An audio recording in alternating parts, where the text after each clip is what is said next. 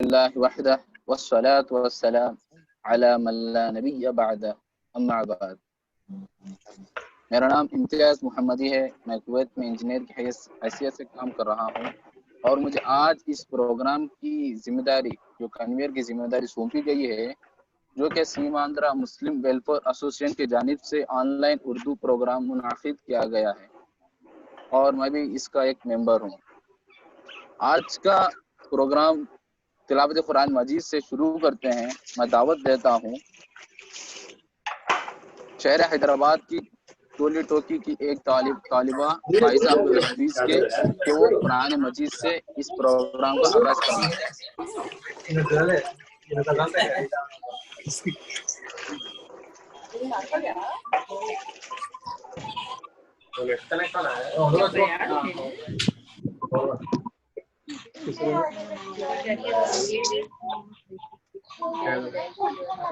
اسرانی بھائی بہت خلل ہو رہا ہے، ذرا مہربانی کر کے آڈیو بند کر دیجیے، وہ لوگوں کا میوٹ کر دیجیے.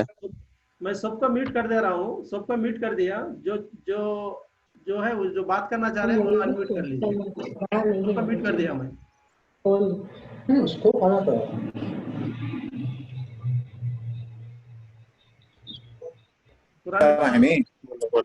السلام علیکم. وعلیکم السلام. السلام علیکم.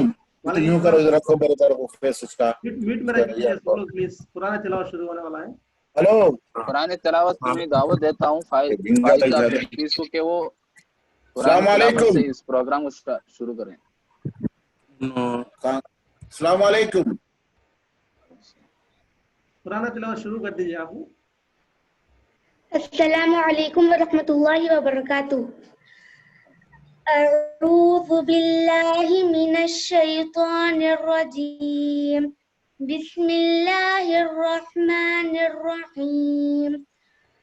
یا ایھا الذین آمنوا اذا قیل لکم تفسحوا فی المجالس فافسحوا یفسح اللہ لکم وَإِذَا قِيلَ انشُزُوا فانشُزُوا يَرْفَعِ اللَّهُ الَّذِينَ آمَنُوا مِنكُمْ وَالَّذِينَ أُوتُوا الْعِلْمَ دَرَجَاتٍ وَاللَّهُ بِمَا تَعْمَلُونَ خَبِيرٌ. صدق اللہ العظیم. اے مسلمانوں، جب تم سے کہا جائے کہ مجلسوں میں ذرا خوشحالی پیدا کرو تو تم جگہ خوشادہ کر دو، اللہ تمہیں خوشادگی دے گا. اور جب کہا جائے کہ اٹھ کھڑے ہو جاؤ تو تم اٹھ کھڑے ہو جاؤ، اللہ تعالیٰ تم میں سے ان لوگوں کے جو ایمان لائے ہیں اور جو علم دیے گئے ہیں درجے بلند کر دے گا. اور اللہ تعالیٰ ہر اس کام سے جو تم کر رہے ہو خوب خبردار ہے. جزاک اللہ خیر. جزاک اللہ خیر. ماشاءاللہ. قرآن کی سورہ مجادلہ کی آیت نمبر 11 کا انہوں نے پڑھ کر ہمارے سامنے سنایا ہے. پھر اس کے بعد انشاءاللہ اس کی میں چھوٹی سی تفسیر آپ کے سامنے بیان کرتا ہوں. سب سے پہلے ایک بات جو بتائی گئی ہے مجلسوں میں کشادگی اختیار کرنا. دینی مجالس میں خاص کر جہاں بھی ہم بیٹھتے ہیں، جس سے جو بھی لوگ بیٹھتے ہیں، دینی بیانات سننا ہو، کچھ بھی کرنا ہو، تو اس جگہ پر ہم دوسروں کا بھی خیال رکھیں، دوسروں کے لیے بھی جگہ بنائیں. جیسا کہ نبی کریم صلی اللہ علیہ وسلم بھی ایک مرتبہ فرماتے ہیں کہ کوئی شخص کسی دوسرے شخص کو اس کی جگہ سے اٹھا کر خود نہ بیٹھے، اس لیے مجلس کے دائرے کو فراخ اور وسیع کر لو، یعنی آنے والوں کو، مسجد میں آنے والوں کو تکلیف نہ ہو، اور جہاں بھی ہم بیٹھتے ہیں اسے بیٹھنا چاہیے. اور دوسری بات ایک اللہ رب العالمین اس میں فرما رہا ہے اللہ تمہیں کشادگی کر دے گا. مطلب اس کی مطلب یہ بھی ہو سکتا ہے اللہ تعالیٰ مکان میں، رزق میں اور خبر میں، یا اللہ تعالیٰ جنت کے اندر بھی ہمارے لیے کشادگی عطا کر سکتا ہے. اور دوسرا ایک تیسری بات ہے جو اللہ رب العالمین فرما رہا ہے، اور جب کہا جائے کہ اٹھ کھڑے ہو جاؤ تو تم اٹھ کھڑے ہو جاؤ. مطلب جب کبھی بھی جو ہے کبھی نماز کے لیے بلائے جائیں یا پھر جہاد کے لیے بلائے جائیں، تب ہم اللہ رب العالمین کے اس فرمان کو مانتے ہوئے چلے جائیں، اٹھ کھڑے ہو جانا چاہیے. اور خاص کر ایسا بھی ہوتا تھا نبی کریم صلی اللہ علیہ وسلم کے پاس جو صحابہ کرام بیٹھا کرتے تھے، کچھ نبی صلی اللہ علیہ وسلم کو خلوت وقت چاہیے تھا کسی سے مشورہ کرنے کے لیے، لیکن صحابہ اللہ کے رسول سے محبت میں آگے بہت سے صحابہ بیٹھ جاتے تھے. ان کا وقت بہت دیر تک نبی صلی اللہ علیہ وسلم دینے کے باوجود وہ نہیں جاتے تھے، اسی لیے اللہ رب العالمین کہہ رہا ہے کہ اس سے بھی جو ہے جب اٹھ کھڑنے کے لیے کہا جائے تو اٹھ کھڑے ہو جائیے۔ چوتھی بات جو اس میں جو بتایا جا رہا ہے اس میں وہ یہ ہے کہ جب کہا جائے کہ جو ہے اللہ تعالیٰ تم میں سے ان لوگوں کے جو ایمان لائے ہیں اور جو علم دیے گئے ہیں درجے بلند کرے گا۔ اللہ تعالیٰ ایمان والوں کے درجے بلند کرے گا غیر ایمان والوں کے مقابلے میں، اور دوسرا علم والوں کے درجے بلند کرتا ہے ایمان والوں کے مقابلے میں۔ اور اس سے یہ بھی بات پتہ چلتی ہے کہ اللہ تعالیٰ ایمان کے ساتھ علم سے بھی واقفیت کرانا چاہتا ہے۔ بہرحال یہ قرآن آیت کے ذریعے سے ہمیں یہ سبق ملتا ہے کہ ہم مسجدوں میں جہاں بھی رہتے ہیں دینی مجالس میں دوسروں کا بھی خیال رکھیں اور اللہ تعالیٰ کا فرامین کو جو ہے اپناتے رہیں، اللہ تعالیٰ کے مطابق زندگی بسر کریں۔ بہرحال میں آخر اللہ رب العالمین دعا کرتا ہوں کہ اللہ تعالیٰ ہم کو قرآن کی باتوں پر عمل کرنے کی توفیق عطا فرمائے۔ پھر اس کے بعد میں نشیدہ پڑھنے کے لیے شیخ اسحاق علی ابو یعقوب IPC کے پہلے داعی اور کڑپا اسلامی سوسائٹی کے بھی بانی رہ چکے ہیں، عنوان کی مسابقت سے آپ کے سامنے انشاءاللہ نشیدہ پڑھ کر سنائیں گے۔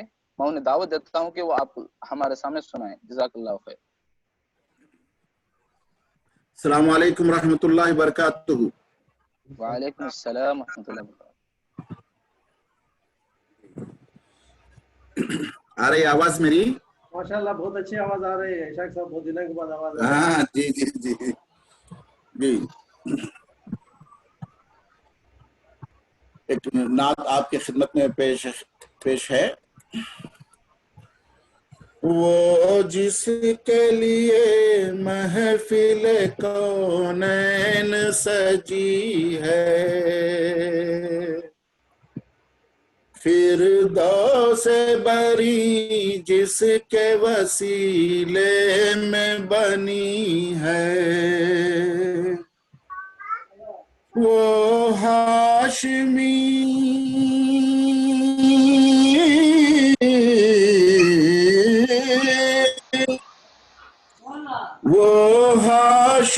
مکی مدنی العربی ہے، وہ میرا نبی میرا نبی میرا نبی ہے، وہ میرا نبی میرا نبی میرا نبی ہے، وہ جس کے لیے محفل کونین سجی ہے،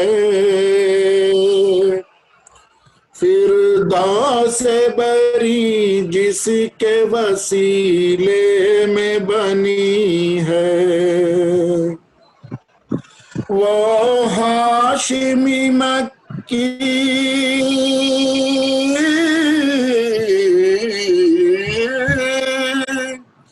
وہ ہاشمی مکی مدنی العربی ہے،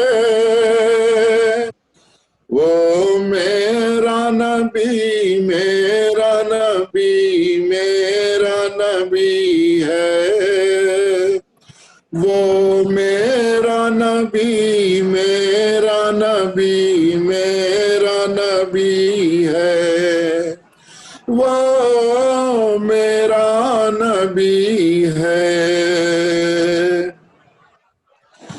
احمد ہے محمد ہے وہی والی کل ہے، مخدوم مربی ہے وہی والی کل ہے، احمد ہے محمد ہے وہی ختم رسول ہے، مخدوم مربی ہے وہی والی کل ہے، اس پر ہی نظر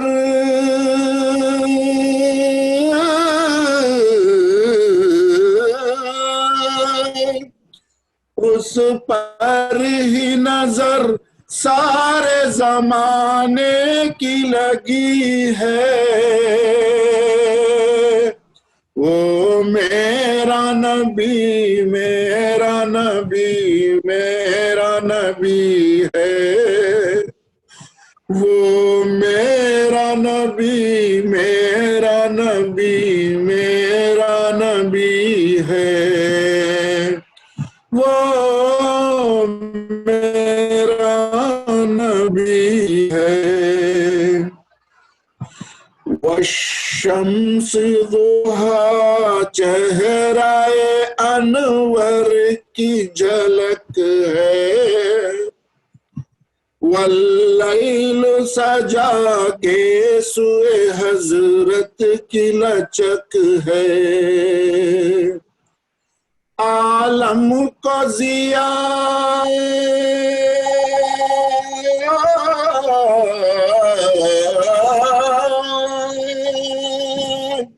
عالم کو ضیاء جس کے وسیلے سے ملی ہے، وہ میرا نبی میرا نبی میرا نبی ہے، وہ میرا نبی میرا نبی میرا نبی ہے، وہ میرا نبی ہے۔ اللہ کا فرمان الم نشرح لک صدرک منسوب ہے جی سے، ورفعنا لک ذکرک، اللہ کا فرمان الم نشرح لک صدرک منسوب ہے جی سے، ورفعنا لک ذکرک، جس ذات کا قرآن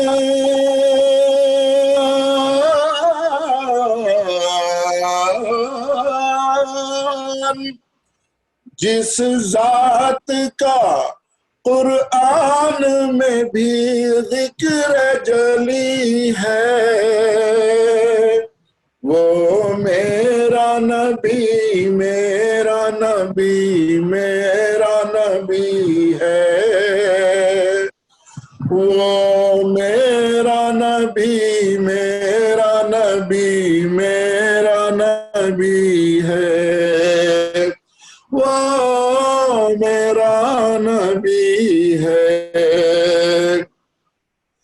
مزمل و یاسین و مدثر و طٰہٰ، کیا کیا نئے القاب سے مولا نے پکارا، مزمل و یاسین و مدثر و طٰہٰ، کیا کیا نئے القاب سے مولا نے پکارا،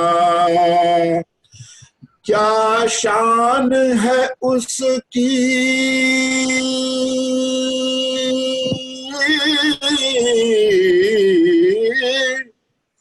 کیا شان ہے اس کی کہ جو امی لقبی ہے،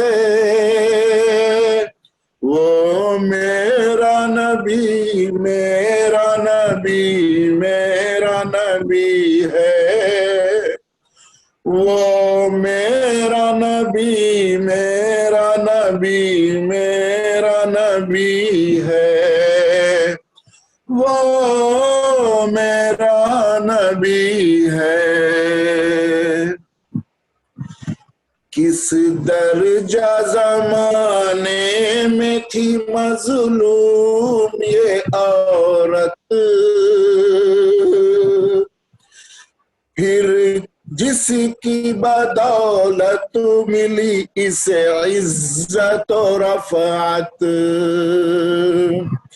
किस दर्जा ज़माने में थी मज़लूम ये औरत,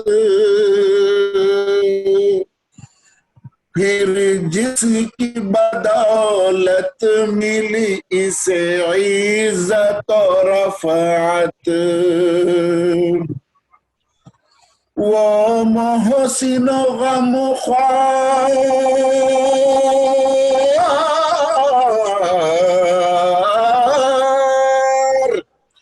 वो मोहसिनो गमख्वार हमारा ही नबी है, वो मेरा नबी मेरा नबी मेरा नबी है, वो इनका नबी उनका नबी सबका नबी है, वो जिसके लिए महफिल कौनैन सजी है, फिरदौस बरी जिसके वसीले में बनी है, वो हाशमी मक्की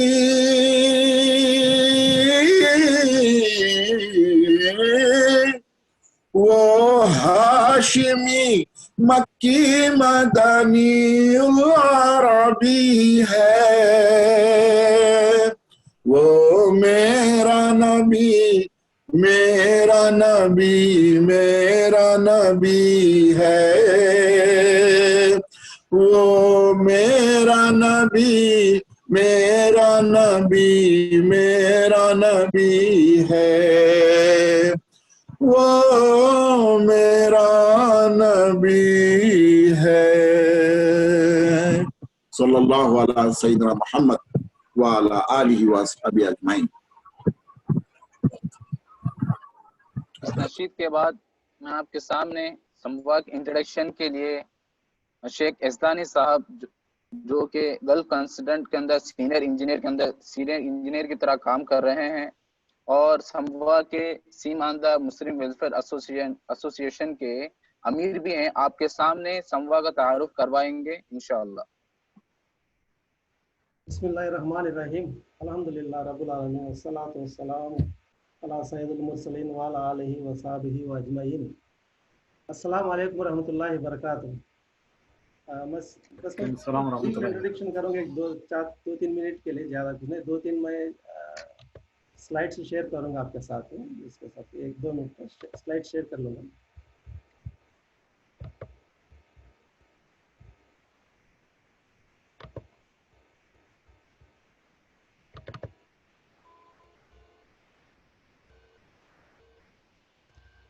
स्लाइड दिख रहा है ना, स्क्रीन दिख रहा है ना मुमताज? जी अल्हम्दुलिल्लाह दिख रही है। ओके, चलिए। ये सीमांध्रा मुस्लिम वेलफेयर एसोसिएशन संवा शॉर्ट फॉर्म है इसका।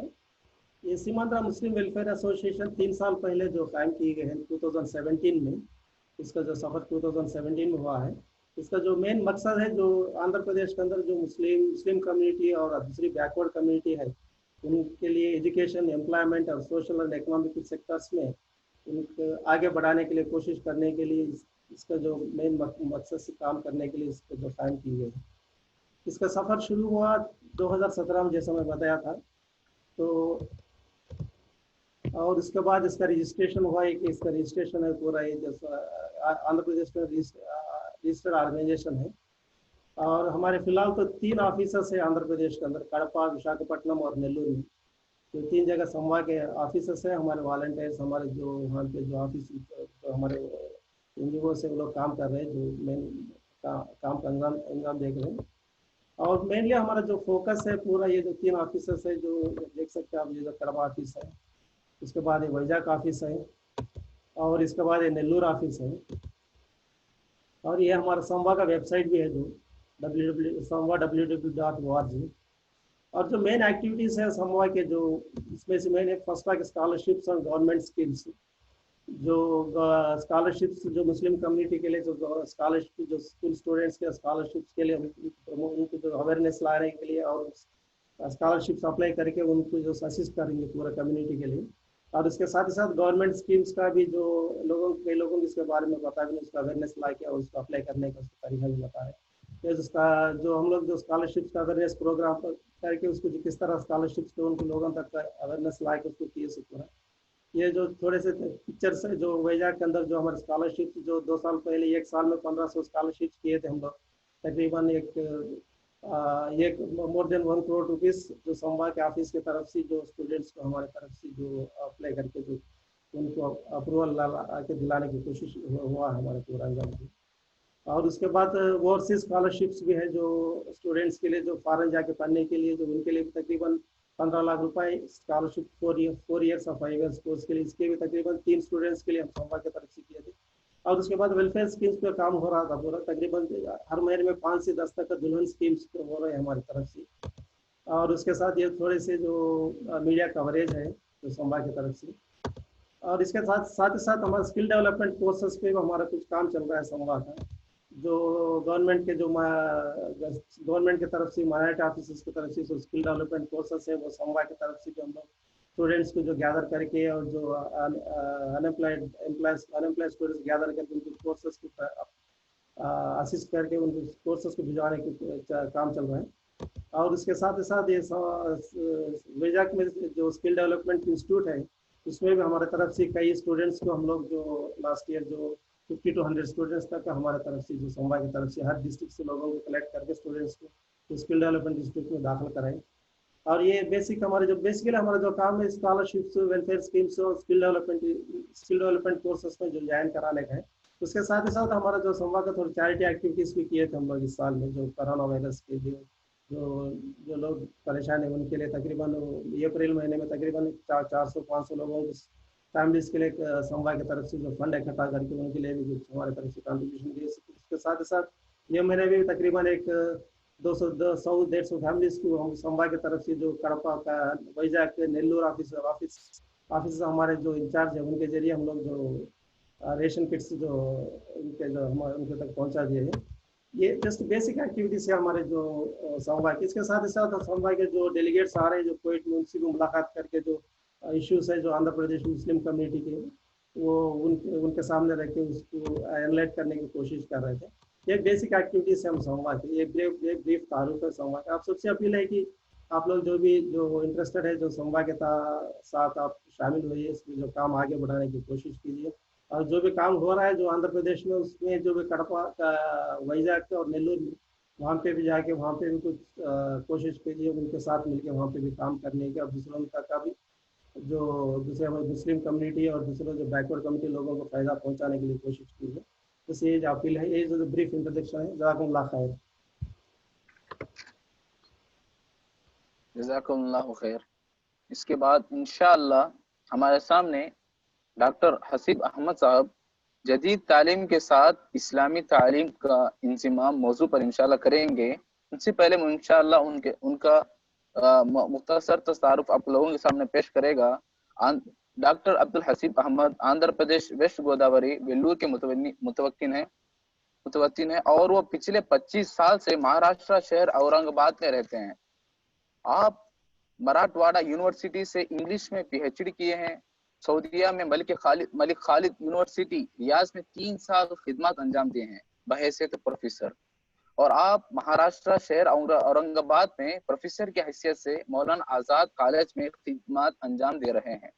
और आप शहर औरंगाबाद में जमीयत इस्लामी के अमीर भी हैं और महाराष्ट्र के शोबे तरबियत भी हैं कि मैं उनको दावत सुकन देता हूं कि वह आए हमारे सामने जदीद तालीम के साथ इस्लामी तालीम का इंतज़ाम उन्वान पर लब कुशाई करें। जज़ाकल्लाहु खैर। डॉक्टर साहब, डॉक्टर हसीब साहब अनम्यूट कर लीजिए आप। वालेकुम सलाम व रहमतुल्लाहि व बरकातहू। जी वो थोड़ा सा डिस्कनेक्ट हुआ, फिर से मुझे कोहोस्ट बनाइए। कोस्ट कर दिया डॉक्टर साहब आपने? नहीं किए, फिर से कीजिए वो थोड़ा सा। अभी कर दूंगा, अभी कर।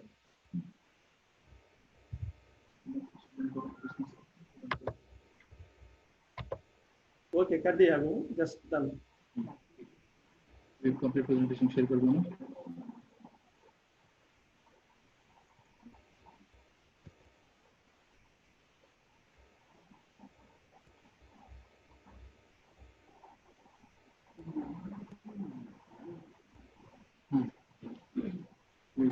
शैतानिर्रजीम बिस्मिल्लाहिर्रहमानिर्रहीम नहमदुहु व नसल्ली अला रसूलिल करीम क़ाल अल्लाहु तबारक व तआला फ़िल क़ुरानिल मजीद औज़ु बिल्लाहि मिनश शैतानिर्रजीम बिस्मिल्लाहिर्रहमानिर्रहीम इन्नमा यख्शल्लाह मिन इबादिहिल उलमा सदक़ल्लाहुल अज़ीम। सीमांध्रा मुस्लिम एसोसिएशन के जिम्मेदार शेख एज़दानी बादशाह साहब, दीगर जिम्मेदारान, कुवैत में बरसरे रोजगार हिंदुस्तान के साथियों, सीमांध्रा से इस प्रोग्राम में शिरकत करने वाले भाइयों बहनों, अस्सलाम वालेकुम वरहमतुल्लाहि वबरकातुहू। ये हुस्न इत्तेफाक है कि मैं और आप जूम ऐप के जरिए एक खास मौजू पर गुफ्तगू करने के लिए जुड़े हैं। जैसे ही कोरोना वायरस की वजह से पूरी दुनिया में लॉकडाउन लगा, तहरीक इस्लामी ने अपने कामों को बंद नहीं रखा, बल्कि दावती मैदान में घर में बैठे हुए लोगों के कानों तक अपने आवाज को पहुंचाने के लिए तंजीम से वाबस्ता रुफका के तरबियत के सामान को बहम पहुंचाने के लिए ऑनलाइन इस्तेमाल का सहारा लिया। जूम के ऐप के जरिए, गूगल मीट के जरिए और फिर यूट्यूब के जरिए अपने कामों को जारी रखा हुआ है।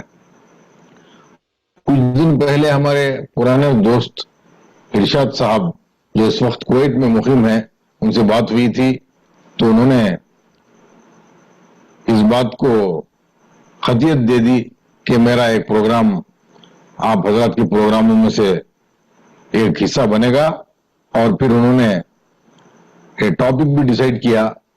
कहा कि integration of Islamic education and modern education, इस पर मैं आप हजरत के सामने कुछ बातें पेश करूं। मोहतरम भाइयों, चूंकि ये टॉपिक एकेडमिक है और फिर ये कोई वाज या तकरीर के जरिए पूरे बातें बेहतर अंदाज में आ नहीं पाएगी, इसलिए मैंने एक पावर पॉइंट प्रेजेंटेशन बनाने की कोशिश की। उसी के जरिए से मैं अपनी बात को आप हजरत के सामने पेश करने की कोशिश करूंगा। मैंने अपने गुफ्तगू के हिस्सों को इस तरह तरतीब दिया है। एक ये कि तालीम का मतलब क्या है, उसका मकसद क्या है, जदीद तालीम मॉडर्न एजुकेशन का क्या मतलब है, उसके मकासद क्या है, उसके खराबियां क्या है, और फिर इंसानों के फलाह बहबूदी के लिए वो क्यों नाकाम हो सकता है। इस बात पर मैं कुछ बातें आपके सामने पेश करूंगा। फिर उसके बाद इस्लाम में तालीम का मतलब क्या है, इस्लाम में तालीम की अहमियत क्या है, और इस्लामी निज़ाम तालीम क्या है, उसका इंज़माम, उसका इंटीग्रेशन दौर जदीद के तालीम से कैसे हो सकता है, और उसमें मुख्तलिफ सतहों पर क्या रुकावटें हैं, क्या मुश्किलात हैं, और फिर उसको इस दुनिया के अंदर कौन से ममालिक में अपनाने की कोशिश की जा रही है, और वो सही तरीके से अपनाया जाए तो इस दुनिया के अंदर क्या इनकलाबी फवायद हम देख सकते हैं। इन चीजों को मैं आपके सामने रखने की कोशिश करूंगा इंशाअल्लाह। सबसे पहले मैं आता हूं एजुकेशन मीनिंग, तालीम का मतलब क्या है। एजुकेशन ये लफ्ज लातीनी लफ्ज से लिया गया है, एजुकेटम, इसका मतलब है पढ़ाना, तालीम देना, सिखाना। एजुकेयर इसका मतलब है परवरिश करना, पालना, तरबियत देना, यह मतलब जो है आता है।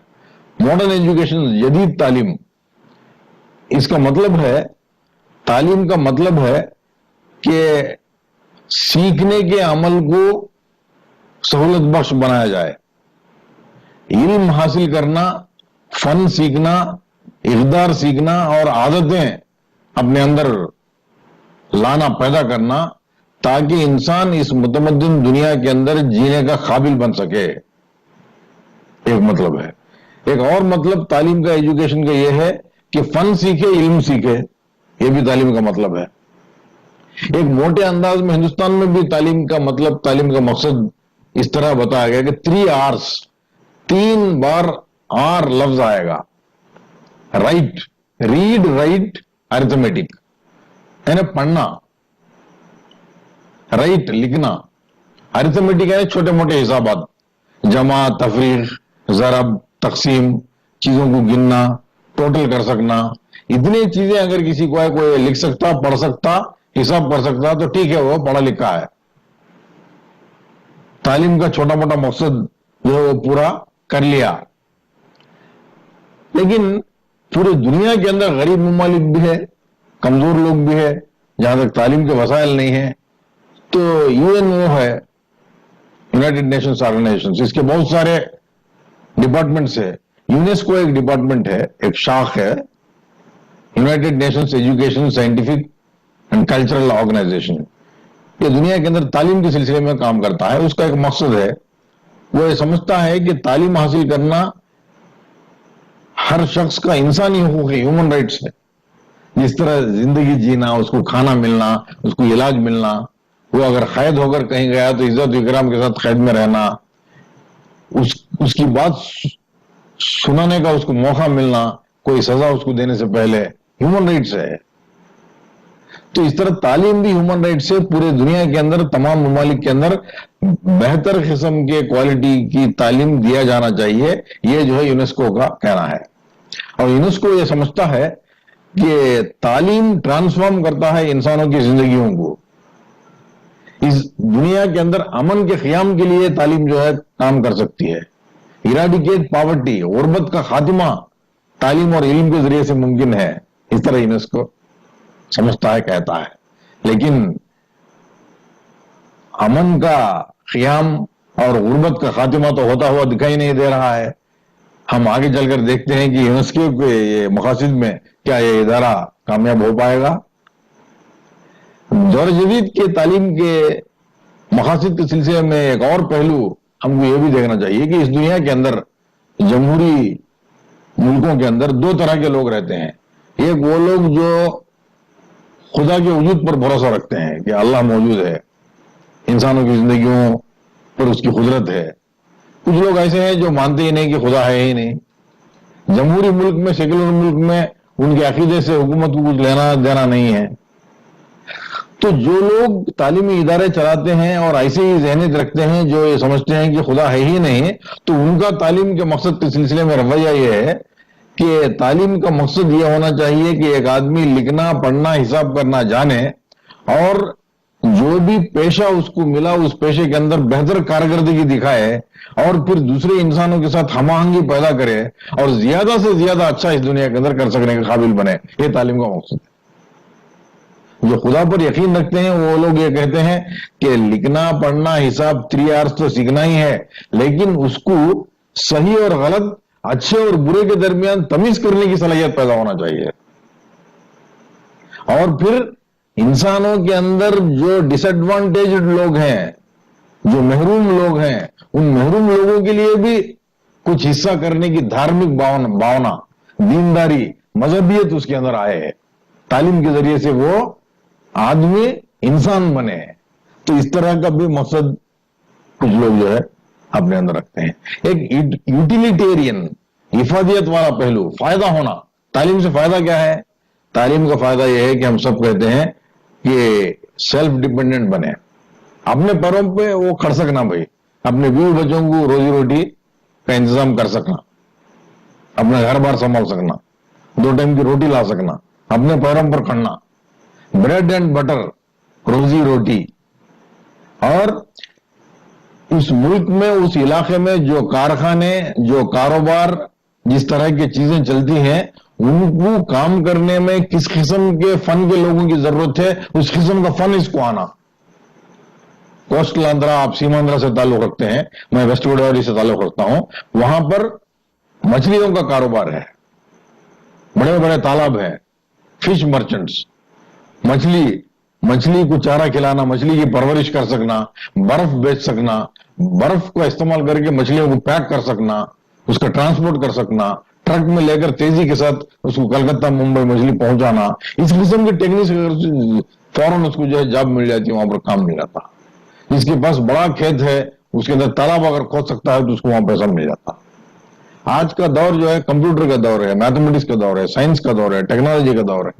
انسان کو اس دور کے اندر فٹ بنا سکنا یہ تعلیم کا مقصد ہے, اس طرح کچھ لوگ کہتے ہیں. کچھ اور مقاصد جو ہے تعلیم کے یہ ہے کہ انسان کے اندر سوچنے سمجھنے حالات کا جائزہ لینا خود اپنے بل بوتے پر, یہ طاقت اس کے اندر پیدا ہونا.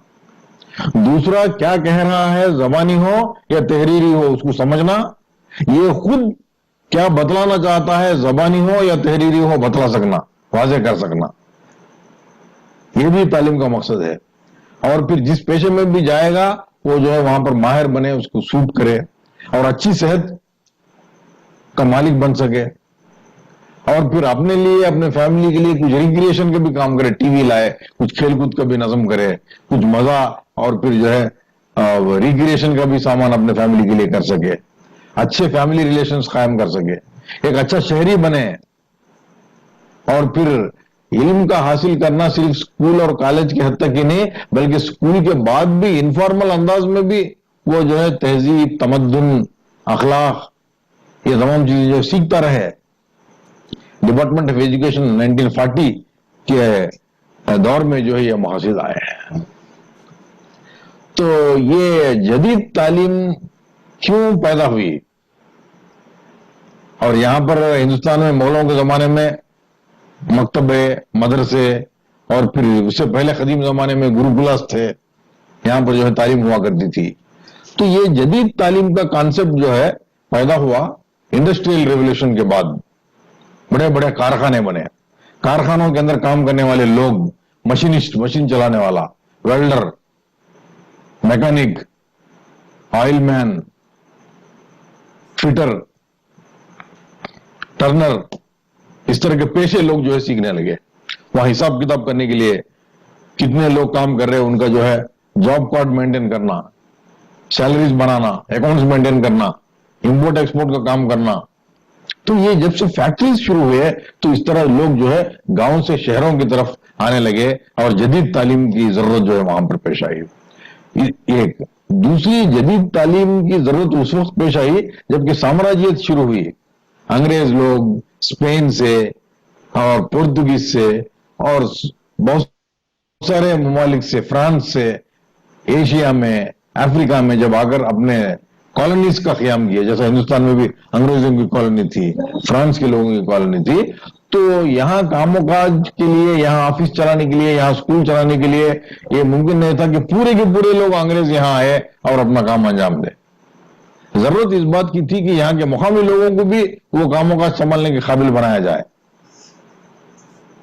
جسم تو اس کا ہندوستانی لیکن اس کا دماغ انگلینڈ کا, وائٹ کالر جاب کرنے کے لیے, ان کے آفسوں میں کام کرنے کے لیے جدید تعلیم کی ضرورت پڑی. تو یہاں جو ہے اس قسم کی تعلیم حاصل کرنے کے شوقین حضرات جدید تعلیم حاصل کرنے کے لیے آئے. پھر کولونیلزم کے بعد کا زمانہ, پوسٹ کولونیل ایرا, اس کے اندر جب انگریز ملکوں کو آزادی دیے اسی طرز پہ چونکہ کورٹ بھی چلانا ہے, اسکول بھی چلانا ہے, پارلیمنٹ بھی چلانا ہے, انگریز چلے جائیں گے تو یہاں کی حکومت کو انہی کے نہج پر آگے بڑھانا ہے, اس قسم کے صلاحیتیں درکار تھی.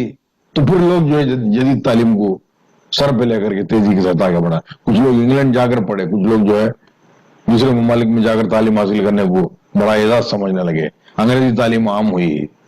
تو پھر اس طرح جدید تعلیم جو ہے آنے لگی. اور جدید تعلیم کی ضرورت اور پھر اس کا استعمال ایسا بھی آیا نیشن ہوڈز.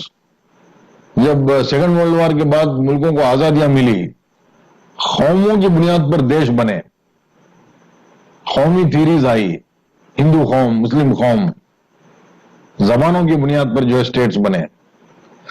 تو اپنے قوم کے لیے, اپنے ملک کے لیے کام کرنا, اس کے مفادات کے اندر دنیا کے مسابقت میں, کمپٹیشن میں اپنے ملک کو آگے بڑھانا, اس کے لیے مختلف محاذوں پر باضابطہ جدید تعلیم حاصل کرنے والے اعلی کار کی ضرورت ہے.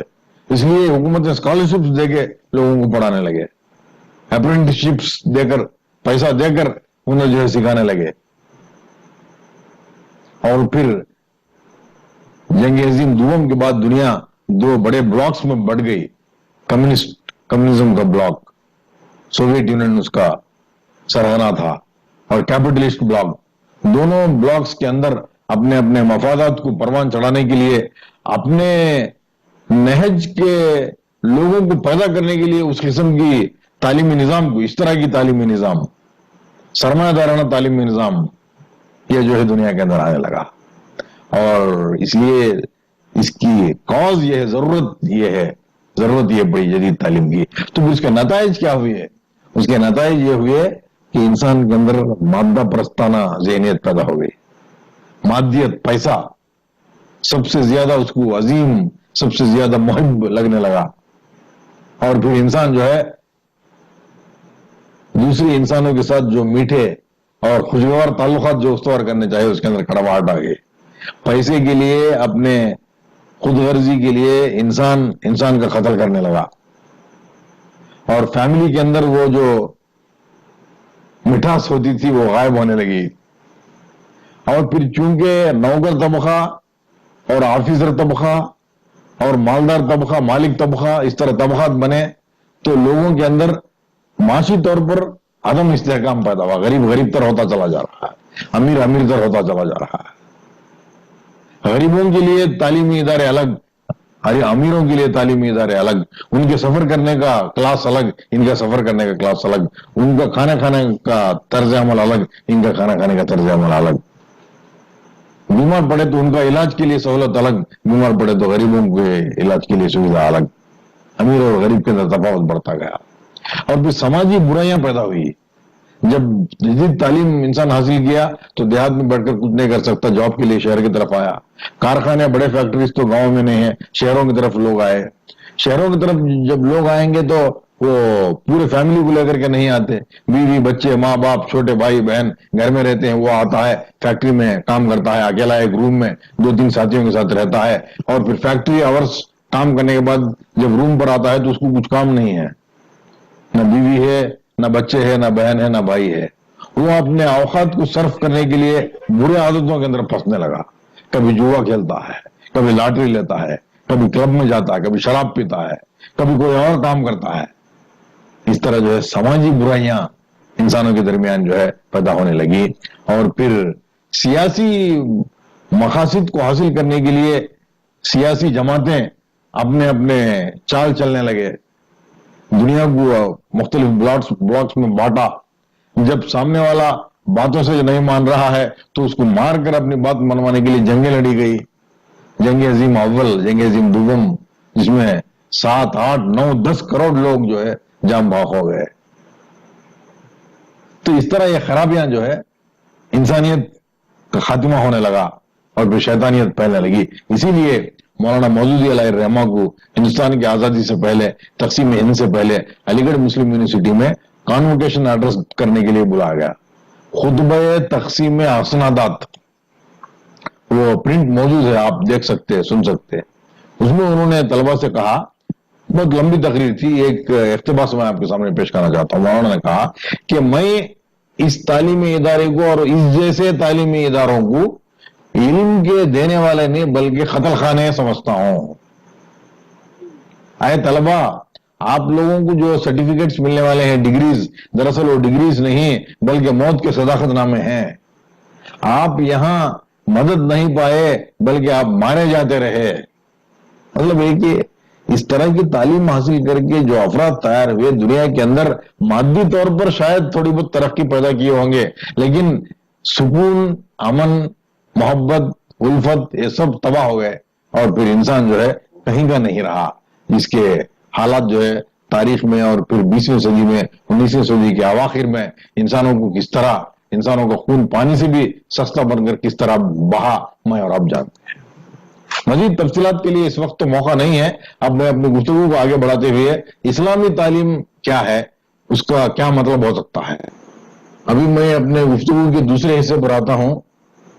इस्लामी तालीम, मीनिंग ऑफ एजुकेशन इन इस्लाम। इस्लाम में तालीम का मतलब क्या है? तालीम के मुतबादिल अल्फाज भी इस्लामी लिटरेचर में आए हैं। इल्म, हुनर, इल्म, हिकमत, तालीम और तरबियत। हिकमत का लफ्ज आया है, कुरान में भी आया है। हिकमत से मुराद एक آسان الفاظ میں اگر میں کہوں تو مشکل حالات میں مناسب فیصلہ اللہ تعالیٰ کے دیے ہوئے علم کے مطابق، رسول کریم صلی اللہ علیہ وسلم کے بتائے ہوئے طریقہ کار کے مطابق کرنا، نتیجے پر پہنچنا، صحیح فیصلہ لینے کی طاقت اپنے اندر پیدا کرنا، یہ حکمت ہے۔ اسی لیے قرآن کے اندر اللہ تعالیٰ فرماتا ہے جس کو حکمت ملی حقیقت میں دنیا کی بڑی دولت اس کو ملی۔ اسلامی تعلیم کیا ہے؟ اسلامی تعلیم اسلام کے روح کو لے کر دلائے جانے والی وہ تعلیم ہے جو بیک وقت آفاقی بھی ہو اور انسانوں کے مسائل سے متعلق بھی ہو، اور دنیا کے اندر انسان کے تجربات سے، مشاہدات سے حاصل کیے ہوئے علوم کو اللہ تعالیٰ کے علم کے اندر سمو کر انسانوں کے فلاح و بہبودی کے لیے استعمال کیے جانے والے تعلیم کو اسلامی علم ہم کہہ سکتے ہیں، جو کہ تمام انسانوں کے مسائل سے متعلق ہو۔ اب میں آپ کو یہ بات بتاتا چلوں کہ اسلام میں علم کی اہمیت کیا ہے۔ یہ خود ایک الگ موضوع ہے، بڑا موضوع ہے۔ ایک دو تین باتیں میں بتانا چاہوں گا۔ علم کی ضرورت اس لیے ہے، علم کے بغیر تقوی بھی پیدا نہیں ہو سکتا، انسان اللہ سے ڈر بھی نہیں سکتا۔ اسی لیے قرآن میں اللہ تعالیٰ نے فرمایا انما یخشی اللہ عبادہ العلماء، اللہ تعالیٰ سے وہی لوگ زیادہ ڈرتے ہیں جن کے دل میں علم ہو۔ عبادت گزار سے بھی عالم کو زیادہ فوقیت دی گئی ہے۔ یہ 1000 عبادت گزاروں پر ایک عالم بھاری ہے، یہ بات کہی گئی۔ اور علم کا حصول فرض ہے، طلب العلم فریضۃ علی کل مسلم و مسلمہ، علم حاصل کرنا ہر مسلمان مرد پر بھی عورت پر بھی فرض ہے۔ ابن ماجہ کی حدیث ہے، رسول کریم صلی اللہ علیہ وسلم خود معلم تھے، کہا انما بعثت معلم، مسلم کی حدیث، میں معلم بنا کر بھیجا گیا ہوں، علم سیکھو اور لوگوں کو سکھاؤ۔ اور رسول کے بعثت کا مقصد بھی علم و حکمت کی بات کہی گئی۔ ابراہیم علیہ السلام نے دعا فرمایا ربنا وابعث فیہم رسول منہم یتلو علیہم آیاتہ ویعلمہم الکتاب والحکمہ ویزکیہم، اے اللہ میرے قوم کے اندر تو ایسے نبی کو مبعوث فرما، پیدا فرما جو لوگوں کو تیرے آیات کی تعلیم دے، علم دے، انہیں حکمت کی تعلیم دے، ان کے ناپاک زندگیوں کو پاکیزہ بنائے۔ تو یہ نبی انبیاء کرام کے بعثت کے مقاصد میں بھی علم اور حکمت کی بات آئی ہے۔ اب ہم دیکھتے چلیں کہ اسلامی تعلیم کے مقاصد کیا ہے۔ جدید تعلیم کے مقاصد بھی ہم نے دیکھا۔ اسلامی تعلیم کا مقصد یہ ہے کہ انسان اللہ کا صالح بندہ بنے، ایک اچھا نمونہ انسان کردار کا وہ جو ہے پیش کر سکے، توحید، رسالت، آخرت کا وہ پرستار بنے، ان راستوں کو وہ نہ چھوڑے، کسی کے سامنے بھی ماتھا ٹیکنے کے لیے تیار نہ ہو، اور زمین پر اللہ کا خلیفہ ہو، یعنی اللہ تعالیٰ کا ریپرزینٹیٹو، اللہ تعالیٰ کا نائب۔ انسان کو اللہ تعالیٰ نے اس زمین پر اللہ کی مرضی کے مطابق زندگی گزارنے کے لیے مبعوث فرمایا ہے، بھیجا ہے۔ وَإِذْ قَالَ لِلْمَلَائِكَةُ إِنِّي جَاعِلٌ فِي الْأَرْضِ خلیفہ، میں زمین پر انسان کو خلیفہ بنا کر بھیجنے والا ہوں۔ خلیفہ کا کام یہ ہے کہ وہ اپنے کو جس نے بھیجا اس کی مرضی کو جانے، اس کے مطابق زندگی گزارے، دوسرے انسانوں کو بھی اس کے مطابق، مرضی کے مطابق زندگی گزارنے پر اکسائے، اور باقی وہ لوگ جن کو یہ بات معلوم نہیں ہے کہ وہ کس کے خلیفہ ہیں، ان کو کیا کرنا چاہیے، ان تک وہ بات پہنچائے، اور ان سبھی لوگوں کو ملا کر کے اس دنیا کے اندر ایک صالح سماج کو جنم دینے کی کوشش کرے، اس کے لیے زندگی لگا دے۔ یہ اللہ تعالیٰ کا خلیفہ کا کام ہے۔ اور اسلام میں تعلیم کا یہ بھی مقصد ہے وحدت بنی آدم کی تعلیم دے، مساوات، مرد عورت ایک، کالا گورا ایک۔ رسول کریم صلی اللہ علیہ وسلم نے فرمایا کہ کوئی گورا کالے سے بڑا نہیں، کوئی عرب عجمی سے، جس کو عربی نہیں آتی اس سے کوئی عرب جو ہے بڑا نہیں۔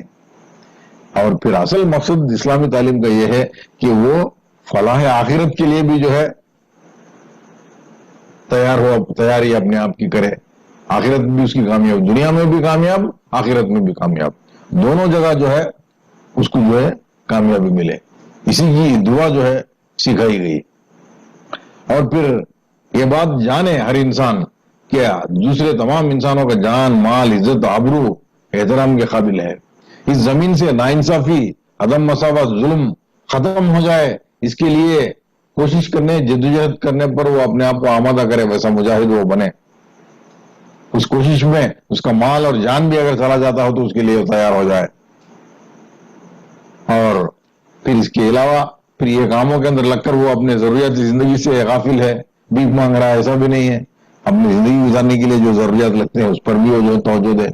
تو اب دونوں جدید تعلیم اسلامی تعلیم کا مطلب مقاصد کو ہم نے دیکھا اور دونوں کا تھوڑا سا موازنہ ہم کرتے ہیں. تو اسلامی تعلیم جو ہے وہ یہ ہے انسان کو اللہ کا صالح بندہ بناتی ہے، جبکہ جدید تعلیم اپنے ملک کا اچھا شہری بننے پر زور دیتی. دنیا کے ساتھ آخرت کی فلاح پر بھی اسلامی تعلیم زور دیتا ہے.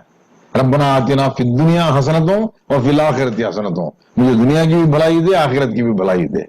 جبکہ جدید تعلیم پیشہ وارانہ مہارت، ایکسلنس ان پروفیشن، یہ بات جو ہے کرتا ہے. اور پھر اخلاقی تعلیم پر اسلام جو ہے زور دیتا ہے. مکارم میں اخلاق کی تعلیم دینے کے لیے رسول کریم صلی اللہ علیہ وسلم آئے ہیں. اور پھر دنیاوی تعلیم جس کو آپ جدید تعلیم کہیں گے وہ مادہ پرستانہ رجحان، پیسہ جس کے پاس زیادہ ہے وہ زیادہ اکرام کا قابل مانا جائے گا. اور اللہ کے دین سے وفاداری کرنے کے جذبے کو اسلامی تعلیم جو ہے فروغ دیتا ہے، جبکہ ملک سے محبت، قوم سے محبت کی بات جدید تعلیم کرتا ہے. اجتماعی محاسن کی اہمیت اسلامی تعلیم میں ہے اور انفرادی ترقی اور انفرادی طور پر اپنے آپ کو کامیابی کی سیڑھی پر چڑھانے کی بات جدید تعلیم سے انسان جو سیکھتا ہے. اور یہ دونوں کی کمپیریزن میں ایک اور بات میں یہاں رکھنا چاہوں گا کہ سیکولر ڈیموکریٹک ملکوں کے اندر ملنے والی اس جدید تعلیم بڑے مضبوطی کے ساتھ اس بات کی وکالت کرتا ہے کہ انسان مادی ترقی کرے، مالی ترقی کرے اور زیادہ سے زیادہ نفع کمائے، بڑا بنے، جائیداد اکٹھا کرے. جبکہ اسلام انسان کے متوازی ترقی کی بات کرتا ہے، انسان کی روح کی تربیت دیتا ہے اور پھر اس کو بہتر انداز میں سوچنے پر راضی کرتا ہے اور اپنے جسم کے اور پھر دوسرے لوگوں کے حقوق کو ادا کرنے کے لیے اس کو جو ہے آمادہ و تیار کرتا ہے. تو اب اپنے گفتگو کا تیسرا حصہ انٹیگریٹڈ اسلامک ایجوکیشن، اسلامی تعلیم اور جدید تعلیم کا سنگم، انضمام. تو اس پر ہم کیا کہیں، وہ کس طرح ہوتا ہے، اس کا مطلب کیا ہے، اس کا روپ ریک کیسا ہوتا ہے، تو یہ ہم دیکھیں. Basically Islamic education must be holistic, یہ مکمل ہو، اس کے اندر جو ہے دنیاوی تعلیم اور دینی تعلیم کی کوئی تفریق نہ ہو. اسلامی تعلیم اور انٹیگریٹڈ اسلامی تعلیم کا کریکولم ایسا ہو، اس کا سلیبس ایسا ہو جس میں اسلامی علوم جو الہامی علم سے ملتے ہیں، قرآن، حدیث، فقہ، اسلامی تاریخ، شریعت، ان چیزوں کو بھی وہ جانے اور مشاہدات اور تجربات اور کھوج کے ذریعے سے اس دنیا کے اندر جو علوم حاصل کیا، چاہے وہ فلکیات ہو یا پھر جغرافیہ ہو، پولیٹیکل سائنس ہو، اکنامکس ہو، ان چیزوں کے علم بھی حاصل کرے، دونوں کا موازنہ کرے اور توحید کے سائے میں ان چیزوں کو لا کر کے انسانوں کے فلاح و بہبودی کے لیے استعمال کر سکنے کا قابلیت انسان کے اندر پیدا کرنا، اس طرح کا سلیبس بننا، یہ ہے انٹیگریٹڈ کریکولم کا مقصد. یہ ہونا چاہیے. اور اسلامی تعلیم انٹیگریٹڈ اسلامی تعلیم کا ہولسٹک اپروچ، ایک کمپلیٹ اپروچ ہو. اسلام دینی اور دنیاوی علوم کے اندر فرق نہیں کرتا، دونوں ایک دوسرے کے لیے جو ہے مددگار ہیں. اور یکساں ایسا بھی ہے کہ اس دنیا اور آخرت دونوں کے اندر انسان کی کامیابی کے لیے علم ہونا چاہیے. اسی لیے ایک کوآرڈینیٹڈ اور کمپلیٹ ایجوکیشن سسٹم ہے. اور پھر انٹیگریٹڈ اسلامک سسٹم کا فریم ورک کیسا ہوتا ہے، اس پر میں ایک دو باتیں آپ حضرات کے سامنے عرض کرنا چاہوں گا.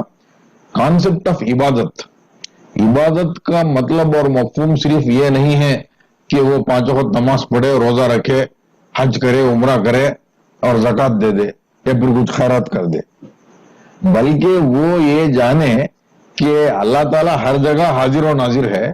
میں میرے ہر کام کے اندر اسی کا بندہ بن کر رہنا چاہیے اور جو کچھ بھی مجھے مل رہا ہے سب اسی کا ہے اور اسی کے بتائے ہوئے طریقہ کار کے مطابق مجھے خرچ کرنا چاہیے اور میری پوری زندگی اس کے بتائے ہوئے طریقہ کار کے مطابق میں گزاروں. عبادت پوری زندگی ہی عبادت ہے. عبادت صرف نماز ہے، باقی میری پرائیویٹ زندگی کے اندر عبادت کا کوئی تعلق نہیں، ایسا نہیں ہے. اسی لیے ابھی حال ہی میں ہم عید الاضحیٰ کے موقع سے گزرے ہیں. ابراہیم علیہ السلام کو وہی کردار تھا. انہوں نے اعلان کیا ان صلاتی و نسکی و محیایا و مماتی للہ رب العالمین، میری نماز، میری قربانی میری زندگی میری موت سب اللہ رب العالمین کے لیے ہے، میں اسی کی طرف پلٹ کر جانے والا ہوں. یہ کیفیت جو ہے وہ انٹیگریٹڈ اسلامی تعلیم کے اندر. اور پھر اسلامی تعلیم کا انٹیگریشن ایسا ہوتا ہے کہ وہ انسان کے دماغ، دل، روح، جسم، ان سبھی چیزوں کو پروان چڑھاتا ہے. جسم کی اہمیت میں کمزور لاغر بن جائے ایسا نہیں ہے. جب اس وقت کے بگڑے ہوئے مسلمان، کمزور مسلمان، جب ان کو اسرائیلیوں کے خلاف لڑنے کے لیے کہا گیا، ایک نبی تھے، کمزور ہو گئے تھے، بزرگ ہو گئے تھے، تو لوگوں نے جو ہے ایک طاقتور راجا کا انتخاب کرنے کی بات کہی، تو اللہ تعالیٰ نے طالوت کو ان کے پاس راجا بنا کر بھیجا. تو لوگ بولے طالوت کیوں، ہم میں سے راجا کیوں نہیں؟ تو اللہ تعالیٰ نے فرمایا کہ نہیں، طالوت قابل ہے، اس لیے کہ زادتہم بسطۃ فی العلم والجسم، وہ علم کے اندر بھی جسم کے اندر بھی تم سے زیادہ طاقتور ہے، اس لیے وہ راجا. قرآن کے اندر یہ بات کہی گئی سورہ بقرہ آیت نمبر 247 میں. اور جب موسیٰ علیہ الصلوۃ والسلام مصر سے نکل کر چلے گئے تھے تو وہاں حضرت شعیب علیہ الصلوۃ والسلام کی بیٹیوں سے جب ان کی ملاقات ہوئی، کنویں سے ان کو پانی نکال کر دیے تو ان کو گھر لے گئے. وہ دونوں بہنوں نے اپنے باپ سے ریکویسٹ کیا کہ ان کو نوکر رکھ لیجئے، کام رکھ لیجئے، کام پر رکھ لیجئے، اس لیے کہ آپ جس کو بھی کام پر رکھیں گے وہ جسمانی طور پر مضبوط بھی تو ہونا ضروری ہے. یہ مضبوط آدمی نظر آ رہا ہے. تو اس طرح کی بات جو ہے انہوں نے کہا. تو all round development of man, all round development of personality کی وکالت، انسان الکامل، مکمل انسان ہو، صرف عبادت عابد ہی نہیں بلکہ وہ مجاہد بھی ہو، ایک مسلم پہلے اور ساتھ ساتھ ایک پیشہ ور بھی. مثال کے طور پر ایک ڈاکٹر ہے، ڈاکٹر کا کام تو کر رہا ہے لیکن مریض کے لیے ہمدردی، شفقت، اس کے مسائل کو جاننا، اس کا علاج مکمل کرنا، اس کو صحیح مشورہ دینا، یہ کام. ایک انجینئر بھی بنا تو کوئی چیز بنا رہا ہے تو نزاکتوں کا لحاظ رکھنا. جیل کا سپرنٹینڈنٹ ہے. اسلامی تعلیم، اسلامی احکام کے نتیجے میں ایسا جیل وجود میں آئے گا کہ قیدی قید میں ہی نہیں رہے گا، لوگوں میں ہی رہے گا. قید میں رہا تو نہ اس کو کھانا ملتا، نہ وہ کوئی کام اس سے لے سکتے، نہ وہ جو ہے اپنے جنسی خواہشات کی تسکین کر سکتا ہے، اس لیے وہ غلط راہوں پر چلا جاتا. اسی لیے اسیران جنگ میں پائے جانے والے قیدیوں کو اسلام جو ہے جزیہ لے کر چھوڑنے، رسول کریم صلی اللہ علیہ وسلم کے زمانے میں جو قیدی ملا اس سے یہ کہا گیا کہ تو اتنے لوگوں کو پڑھا، تعلیم سیکھا اور پھر جا، نہیں تو کسی کے پاس غلام بن کر رہ جا، باندی بن کر رہ جا، کام بھی کر اور پھر اس کے ساتھ زندگی میں مل جا. تو یہ تعلیم جو ہے آج میں اور آپ ابو غریب کے جیل میں اور ادھر کی جیلوں میں ادھر کی جیلوں میں جو واقعات ہوتے ہیں، جو سنتے ہیں، مکمل تبدیلی اسلامی تعلیم جو ہے لانا چاہتا ہے. اور سیاسی میدان کے اندر بھی خلافت کے نفوذ کے لیے کام کرنے والے افراد جو ہے جنم لے، پیدا ہو، تیار ہو، اللہ کا قانون اللہ کی زمین پر نافذ ہو، اور پھر اس طرح کے لوگوں کو لے کر کے اسلام کی دعوت پورے بندگان خدا تک لے جا سکے. ایسی ایک تنظیم، ایسی ایک جماعت تیار ہو جس کے نتیجے میں غلبہ اسلام آئے. تو یہ سب اسلام جو ہے کام کرتا ہے. اور پھر انٹیگریشن آف ایجوکیشن کا مقصد یہی ہو. انٹیگریشن جو ہے، اب میں چوتھی پوائنٹ کی طرف آتا ہوں کہ یہ جدید تعلیم کیا ہے، اسلامی تعلیم کیا ہے، انٹیگریٹڈ تعلیم کیا ہے. یہ تین باتیں آئی ہیں. تو انٹیگریشن کس طرح ممکن ہے؟ ہندوستان جیسے جمہوری ملک میں، سیکولر ملک میں کوئی اسلامک یونیورسٹی تو قرآن حدیث فقہ پڑھانے کی یونیورسٹی گورنمنٹ فنڈ سے، اسٹیٹ فنڈ سے تو ہم کھول نہیں سکتے، چلا نہیں سکتے. مدرسے ہیں، اس کی آزادی ہے، وہاں پر صرف اسلامی تعلیم ہوتی ہے. دنیاوی تعلیم، پولیٹیکل سائنس، جغرافیہ اور پھر astronomy, biology, chemistry, physics, electronics, computers, یہ وہاں نہیں ہے. دو الگ چیزیں بن گئی. تو ایک ٹیچر، ایک مومن ٹیچر اپنے کلاس روم میں کچھ انٹیگریشن کی بات کر سکتا. مثال کے طور پر میں ایک نظم پڑھایا انگریزی میں، نائٹ آف دی اسکارپین، ایک یہودی کی لکھی ہوئی ہے، نسیم ایزیکیل کی. یہودی ہو یا کوئی اور مذہب سے تعلق رکھنے والا ہو، اس نے پوئم کے اندر کیا بات لکھی ہو دیکھیے. بچہ جو ہے اپنے ماں کی تکلیف کو بیان کرتا ہے کہ اندھیری رات میں بچھو جو ہے माँ को काट लेता, माँ तड़पती है। बहुत सारे लोग आकर मंत्र पढ़ते, दवा लगाते, सब करते हैं, लेकिन दर्द कम नहीं होता। 24 घंटे तक माँ तड़पती है, सोती भी नहीं है। 24 घंटे के बाद बिच्छू का जहर सबसाइड होता, कम हो जाता। तो उस वक्त माँ जो है एक बात कहती, शुक्र है खुदा का, बिच्छू मुझे काटा, मेरे बच्चे को नहीं काटा। तो माँ की ये ममता मोहब्बत माँ के दिल के अंदर कौन पैदा किए? उस तरह की मोहब्बत जो है कोई दूसरा चाह कर भी किसी और के दिल में बच्चे के लिए पैदा कर सकता क्या? पूरी दुनिया को एक सेकंड में तबाह करने वाला आटम बम तो इंसान बना सकता, लेकिन इस किस्म की उल्फत को किसी के दिल में डाल सकता क्या? वो डालने वाला कोई एक ताकत है, वो है अल्लाह। शहद की मक्खियों के चीज को पढ़ा रहा है तो कुरान के अंदर की बात कहा जाए, अल्लाह ताला है जो उनको हुक्म दिया कि जत्ते बनाओ, शहद बनाओ, जिसके अंदर इंसानों के लिए छपा है। तो इस तरह टीचर अपने क्लासरूम के अंदर एक फल, देखिए खजूर का मजा अलग, अंगूर का अलग, आम का अलग, जाम का अलग, तो फलों वही मिट्टी में उगने वाले फल, वही पानी से पलने वाले दरख्त अलग अलग मजे किस तरह देते हैं। तो ये कुदरत का कमाल है, जमीन या आसमान, और फिर चीजों के खवास, लकड़ी से बना हुआ बोट, स्टीमर, कश्ती, आप पानी में छोड़िए तैरेगा, उसी को अगर लोहे से आप बनाएंगे तो डूब जाएगा। तो इस तरह चीजों के अंदर खास किसने पैदा किया? वो जो है सिफात कौन डाले? इस तमाम कुदरत का एक मालिक अगर ना हो तो दुनिया यूं ही कैसे वजूद में आएगी? तो एक टीचर अपने तौर पर काम कर सकता है, एक इदारा भी अपने तौर पर काम कर सकता है, जो कि हिंदुस्तान के अंदर भी और दूसरे ममालिक के अंदर भी हम इदारों को देखते हैं। इस्लामिया स्कूल हैदराबाद में, याकूबपुरा में है, और फिर हिदाया स्कूल, उसके अंदर क्या करते हैं, बच्चों को कुछ सूरे याद दिला देते हैं, कुछ हदीसें याद दिला देते हैं, एक लेक्चर, इस्लामी लेक्चर रखते हैं। महाराष्ट्र में भी गवर्नमेंट के ग्रांट से चलने वाले उर्दू मीडियम स्कूल हो या कोई और मीडियम का स्कूल हो, तो उस स्कूल में पढ़ने वाले तलबा के माँ बाप, वालिदैन अगर रिक्वेस्ट करे, हुकूमत के खजाने के ऊपर बार आए बिना स्कूल अपने तौर पर या माँ बाप अपने तौर पर खर्चा बेर करे, तो उनकी मिल्लत की, मजहब की तालीम जो है एक लेक्चर, एक पीरियड जो है रखा जा सकता है। तो इस बात की सहूलत है। इस्लामियात को जो पढ़ाते हैं, हिफ्ज पढ़ाते हैं, दीनियात, बच्चों को ड्रेस कोड मिल जाता, कुछ नज़में सीख लेते, कुछ आयात सीख लेते, तो ये इंस्टीट्यूशन कर सकता है। उसकी मिसाल जो है, एक मैं हैदराबाद का एक फोटो जो है लाया हूं। तो देखिए, इस तरह के स्कूलों का असेसमेंट हम करते हैं 1 मिनट में, 2 मिनट में, इस तरह के इदारों का फायदा क्या है और इनके लिमिटेशंस क्या है। फायदा यह है कि कम से कम कुछ दीनी रूपरेखा तो बच्चों को मिल जाएगी, कुछ बच्चों के दिलों में, दिमाग में दीन के लिए एक जगह पैदा होगी, पूरे बच्चों के लिए नहीं तो कम से कम 20% बच्चों के लिए, और तन भर लिबास पहनने की आदत जो है बच्चों को पड़ेगी, और फिर कुछ चीजें अजबर याद करेंगे, कलमा याद करेंगे, सूरतें याद करेंगे, कुछ आयत का तर्जुमा याद करेंगे, कुछ हदीस याद करेंगे, और फिर बेसिक सीखेंगे वो लोग। इस तरह के स्कूल हैं।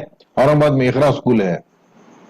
लेकिन असल इस्लामी तालीम के वकालत करने वाले लोगों ने कहा कि ये काम सिर्फ पेवंदकारी है, मुकम्मल इस्लामी तालीम नहीं है, कि एक बच्चा जो है स्कूल में 8 घंटे बैठा हुआ है, 7 घंटे आप वो तालीम पढ़ा रहे हैं जिसको हम असली कहते हैं, जिसमें खुदा का नाम नहीं, खुदा के जो है आगाम से बगावत करने की तालीम है, सिर्फ 1 घंटा आप जो है बता रहे हैं, तो बच्चा जो है क्या अक्स करेगा।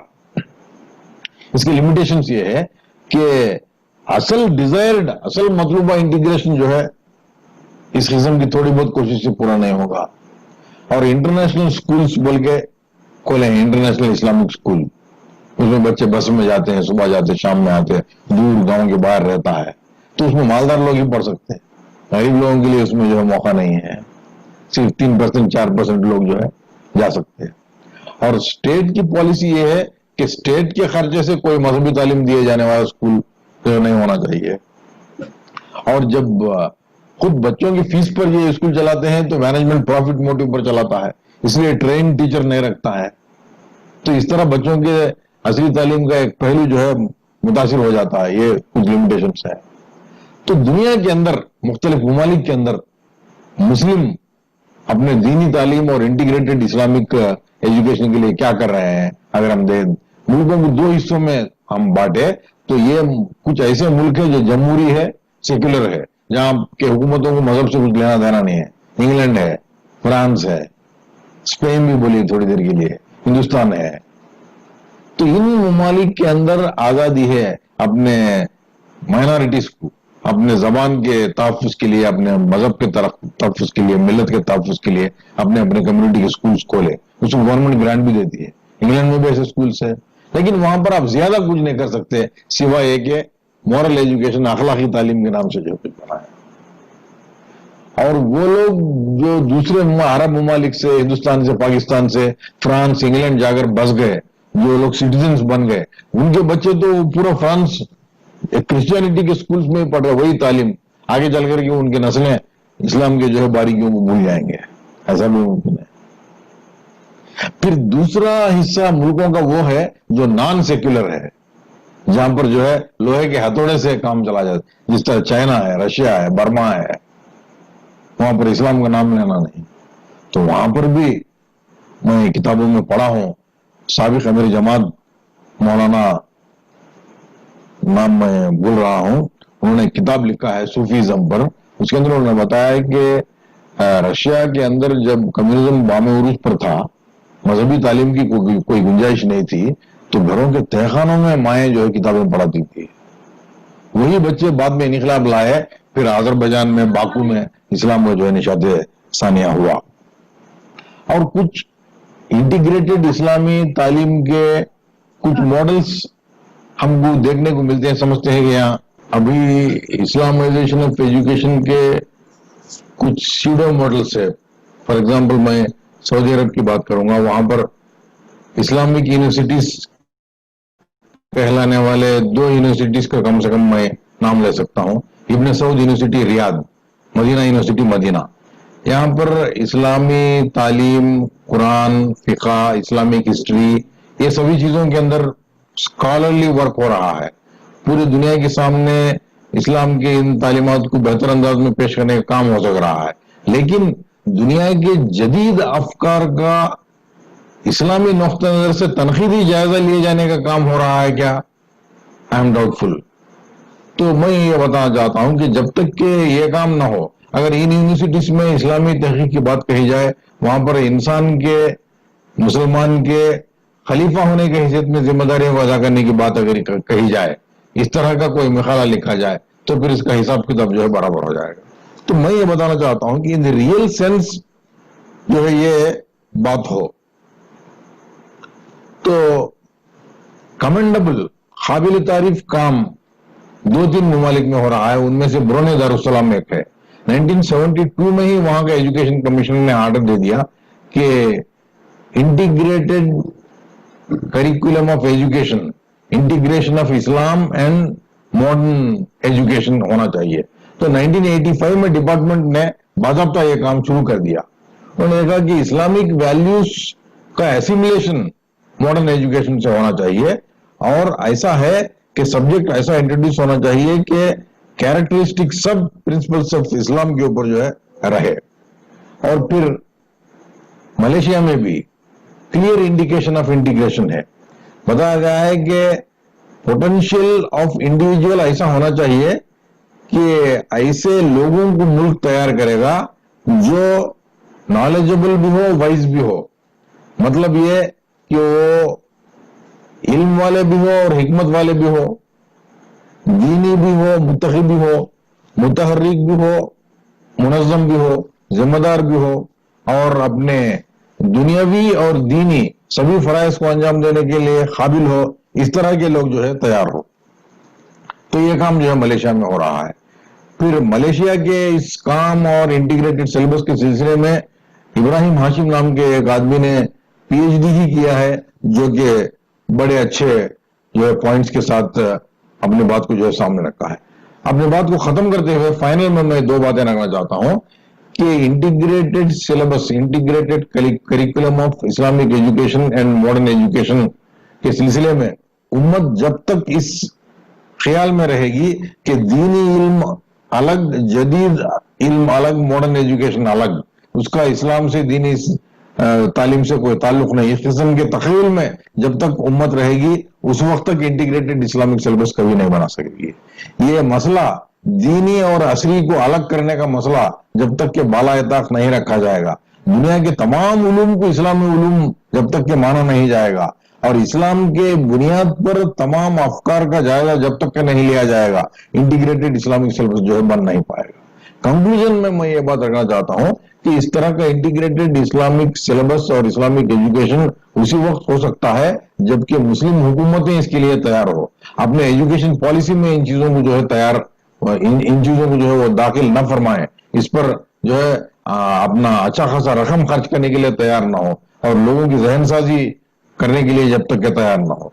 अगर ऐसा करेंगे तो उसका नतीजा ये होगा कि एक अल्टरनेटिव थॉट इस दुनिया के सामने आएगा, और ये दुनिया जो कि परेशान है, करा रही है मसाइल से, उनके सामने एक बेहतर मुतबादिल जो है एक इस्लामी फिक्र बनकर आएगी, और फिर इस तरह के तालीमी निजाम में तैयार होने वाले लोग इस्लाम को इंसानों के नजात दहिंदे के तौर पर पेश कर सकेंगे, और दुनिया के अंदर इस वक्त पाए जाने वाले कच्चे पक्के नजरियात जो है, चाहे इश्तराकी नजरिया हो, चाहे सरमायादारा नजरिया हो, जो इंसानों को आज तक कुछ नहीं देखा, ये हवा के गुब्बारों की तरफ फूट कर निकल जाएंगे, और फिर मुस्लिम उम्मत अपने फरीज़े इकामत दीन को अंजाम देने के काबिल बन सकेगी। दुनिया के अंदर इस वक्त 780 करोड़ इंसान है, उनमें तकरीबन 200 करोड़ मुसलमान है, उनमें 150 करोड़ भी अगर इस दावत के फरीजे को अंजाम देने के काबिल बन जाए तो फिर बड़ा काम जो हो सकता है। अमन, इंसाफ और फिर मसावत जो इस दुनिया के अंदर बिल्कुल कामयाब हो गए हैं, नायाब हो गए हैं, वो फिर से इस दुनिया को देखना जो है मैसर हो सकेगा, और सही मायने में दुनिया तरक्की के रास्ते पर गामजन हो सकेगी इंशाअल्लाह ताला। मैं अल्लाह से दुआ करता हूं कि वो दिन जरूर लाए, जल्दी लाए, और इस्लामी तालीम, जदीद तालीम के इंजमाम के साथ इस दुनिया के अंदर आए और बेहतरीन रास्ता इस दुनिया के लोगों को दिखाए, और ये दुनिया के अंदर अमन शांति आए और तमाम इंसानों के मसाइल हल हो। वाखिर दावाना अल्हम्दुलिल्लाहि रब्बिल आलमीन बिरहमतिका या अरहमर राहिमीन। जज़ाकल्लाह खैर। जज़ाकुमुल्लाह खैर। माशाअल्लाह, डॉक्टर हसीब अहमद साहब हमारे सामने बहुत अच्छे अंदाज में दुनियावी और दीनी तालीम के साथ जो है उन्होंने कैसा पढ़ना है, कैसा रहना बताएं। मुख्तसर तौर पर मैं एक शेर आपके सामने, एक रुबाई आपके सामने रखेगा।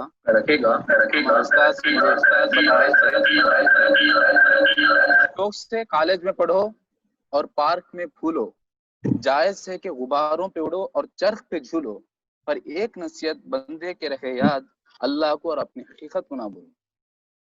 ये दुनियावी जो भी चीजें हैं ये हमारे लिए अल्लाह ताला ने इस्तेमाल के लिए बनाए हैं, और जैसा कि नबी करीम सल्लल्लाहु अलैहि वसल्लम की हदीस है, तलबुल इल्मी फरीदतुन अला कुल्ली मुस्लिम। हम दुनियावी एतबार से मुख्तलिफ उलूम हम हासिल कर सकते हैं, पर हमको इस्लाम का बुनियादी इल्म का होना यह हम पर फरीजा है।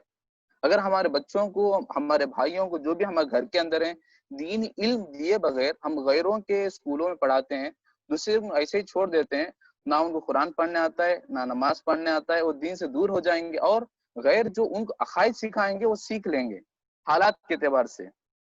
देखिए, कुछ 3-4 चीजें हैं जो अपने औलाद को अगर दुनियावी हम तालीम हासिल करने छोड़ते हैं तो उनके अंदर होनी चाहिए। सबसे पहली चीज, वो कुरान पढ़ना जानते हो। दूसरी ये कि नमाज पढ़ना उनका आता हो, और उनके जो माहौल होता है वो अच्छा माहौल हो, और उनको सही इस्लामी अकीदा उनके पास हो। ये चीजें हैं तो वो गुमराह नहीं हो सकते। ये भी देखा गया कि मदरसों से बहुत से बच्चे आते हैं, कुछ लोग क्या होते हैं कि जब दुनियावी तालीम को जब हासिल करने आते हैं तो दुनियावी रंगों में जाके वो जो है ढल जाते हैं, और इस्लाम को जो असल जो पेज जो यहाँ पढ़ाया गया था उसको भूल जाते हैं, और दुनिया में ऐसा लग जाते हैं कि फिर मसाजिद से दूर हो जाते हैं। इन चीज से हम दूर रहना चाहिए। और सबसे पहली चीज, जैसा कि अल्लाह रब्बुल आलमीन फरमाता है, मैं मुख्तसर अंदाज में आपके सामने खत्म कर देगा 2-3 मिनट में। जैसा अल्लाह रब्बुल आलमीन फरमाता है, फअलम अन्नहु ला इलाहा इल्लल्लाह, तुम इल्म हासिल करो कि अल्लाह के अलावा कोई माबूद बरहक नहीं है। देखिए, अल्लाह ताला बस मालूम करें, बस इतना नहीं कह रहा है कि अल्लाह ताला बोला इल्म हासिल करो, और जो इल्म हासिल करता है वो अल्लाह ताला के दिन से कभी नहीं हटता। एक अल्लाह के रसूल की हदीस है, इन्ना लिकुल्लि उम्मतिन फितना व फितनत उम्मती अल-माल, यकीनन हर उम्मत के लिए एक फितना था, और मेरी उम्मत को जो फितना है वो माल है, और माल के बुनियाद पर ही दुनिया चल रही है। देख सकते हैं कि बहुत से लोग, बहुत से जो ममालिक हैं, हथियारों पर पैसा खर्च करते हैं, बल्कि उन्हीं के ममालिक में गरीब हैं کئی لوگ ہیں ان پر پیسہ خرچ نہیں کرتے، اس لیے زمین لوٹنے کے لیے یا پیسے کے لیے، ان چیزوں کے لیے۔ بہرحال بتانے کا میرا مقصد یہ ہے کہ ہم اللہ تعالیٰ کی حدود میں رہتے ہوئے، جس طرح نبی صلی اللہ علیہ وسلم عبداللہ بن عباس رضی اللہ عنہ جو بچے تھے ان کو نصیحت کرتے ہیں احفظ اللہ یحفظ، اللہ کی دین کی تو حفاظت کر، اللہ تیری حفاظت کرے گا۔ ہم کو دنیاوی تعلیم حاصل کرنا ہے، اس کے ساتھ ہم دین کا جو ہم داعی ہیں، جو ہم پھیلانے کے، اس کو نہیں بھولنا چاہیے۔ بہرحال میں اس کے بعد جو ہے اللہ رب العالمین سے دعا کرتا ہوں کہ اللہ تعالی ہم کو دنیا کی اچھائی میں عطا کرے اور آخرت کی اچھائی میں عطا کرے اور جہنم کے عذاب سے بچائے، آمین۔ پھر اس کے بعد میں سارے لوگوں سے درخواست بھی کرتا ہوں کہ ڈاکٹر حسیب احمد صاحب سے کچھ اگر سوال کرنا ہو تو سوال کیجیے، تاکہ ہمارے علم میں بھی جو ہے تھوڑا فائدہ ہو۔ جزاک اللہ خیر۔ جی سوال کیجیے اگر کسی کا اگر سوال ہے تو۔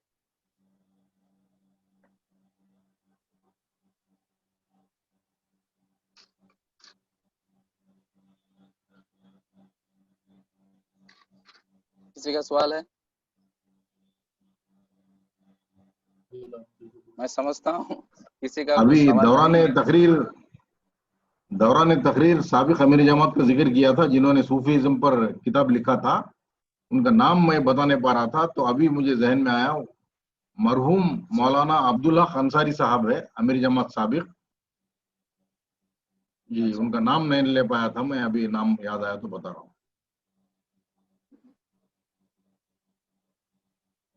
اور اگر کسی کا سوال ہے تو کر سکتے ہیں، ورنہ میں حدیث شکر آپ لوگوں کے سامنے بیان کرے گا انشاءاللہ۔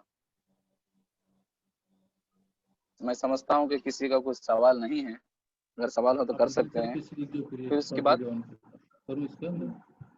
جی کسی کا سوال ہے؟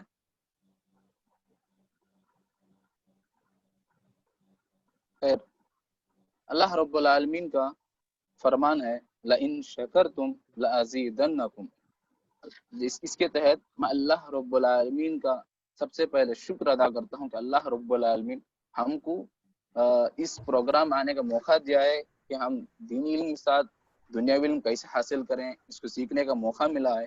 اللہ رب العالمین شکر احسان ہے۔ پھر اس کے بعد سب سے پہلے میں جو ہے شکر ادا کرتا ہوں ڈاکٹر حسیب احمد صاحب کا، کہ انہوں نے بہت سا وقت نکال کر سلائڈ سے ہمارے سامنے پیش کر انہیں بہت ہی اچھے انداز میں ماڈرن ایجوکیشن کے بارے میں بتایا ہے۔ پھر اس کے بعد سارے لوگوں کا میں شکر ادا کرتا ہوں، جیسے کہ نبی صلی اللہ علیہ وسلم کا فرمان ہے من لم یشکر الناس لم یشکر اللہ، جو لوگوں کا شکر ادا نہیں کرتا کہ گویا اس نے اللہ کا شکر بھی ادا نہیں کیا ہے۔ تو سارے لوگوں کا، سموا کے ممبران کا اور دیگر جماعتوں کا، جو بھی آئے ہیں سوسائٹیز والے ہو اور دوسرے علماء کرام ہو، جو بھی ممبران اس میں شامل ہوئے ہیں، میں سارے لوگوں سے شکر ادا کرتا ہوں اور اللہ تعالیٰ سے دعا کرتا ہوں کہ اللہ تعالیٰ آپ لوگوں کا آنے کو قبول فرمائے اور اللہ تعالیٰ ہمیں دنیاوی اور دینی اعتبار سے نوازے، آمین۔ جزاک اللہ خیر۔ السلام علیکم ورحمۃ اللہ وبرکاتہ۔ جزاک اللہ خیر۔ وعلیکم السلام ورحمۃ اللہ وبرکاتہ۔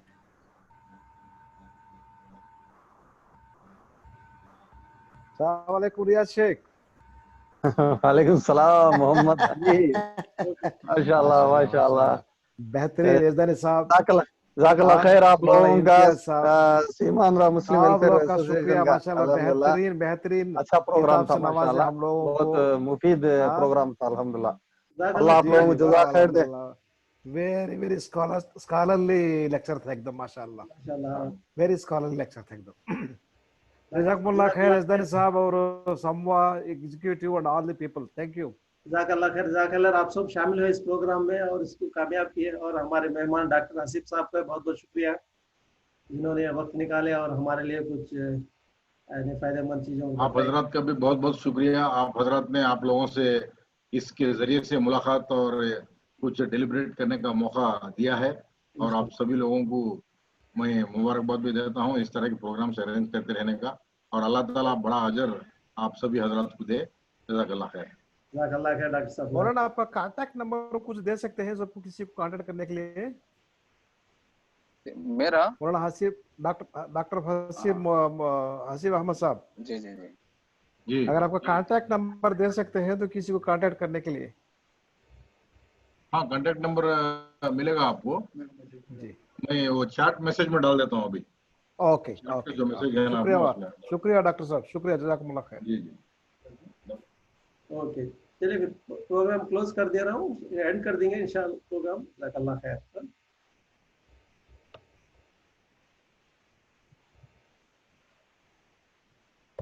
जज़ाकल्लाह खैर।